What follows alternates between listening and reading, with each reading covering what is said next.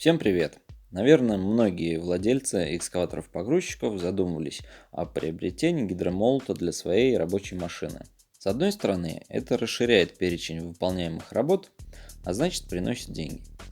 К тому же, как показывает практика, заказчики охотнее заказывают машины с гидромолотом, нежели без него. Это разумно, ведь на объектах часто возникают потребности в демонтаже бетонных сооружений. Опять же, цена часа работы гидромолотом выше, чем с ковшом, хоть и не намного. Но есть и другая сторона медали. Работа с гидромолотом негативно сказывается на состоянии узлов и агрегатов экскаватора-погрузчика, а в основном на места сочленений. Втулки и пальцы при использовании гидромолота страдают в первую очередь.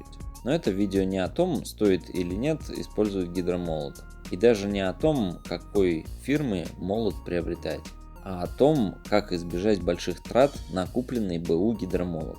Представим такую картину, что собственник экскаватора-погрузчика решился приобрести гидромолот. Конечно, для начала он изучает вопрос, какой молот больше подойдет для его машины, а также молот какой фирмы работает лучше и надежнее. Ну, по крайней мере, это нужно делать. И после этого большинство современных предпринимателей направляются куда? Правильно, на Авито, чтобы посмотреть варианты БУ молотов. Да это и понятно, все хотят снизить затраты, а покупка молота это еще какие затраты, тем более нового.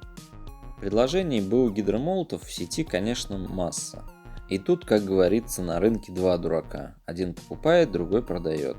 Конечно, если молот отработал приличное количество часов, по нему, скорее всего, будет это заметно.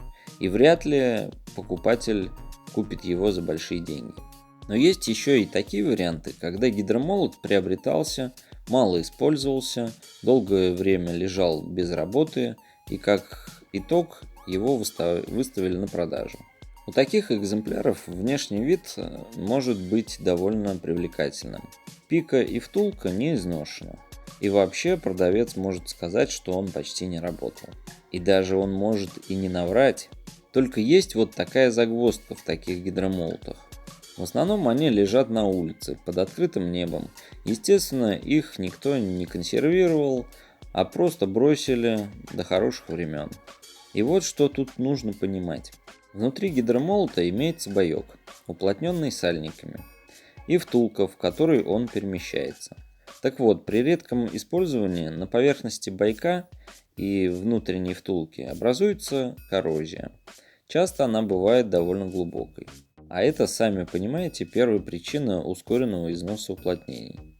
Сразу этого можно не заметить. Покупатель приобретает молот за небольшую сумму, да еще и почти новый, вводит его в эксплуатацию. Счастливый от того, что оказался самым умным, но вскоре гидромолот начинает течь. В основном это проявляется течью масла вдоль пики.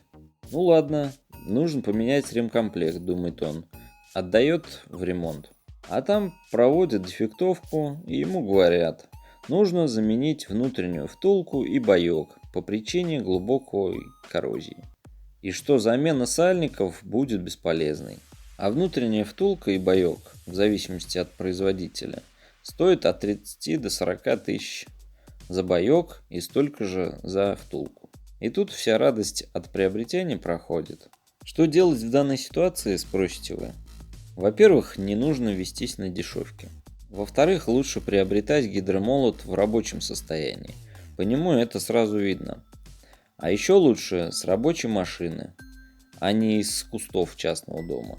Пусть лучше он будет немного обшарпанным и чуть подизношена пика с наружной втулкой.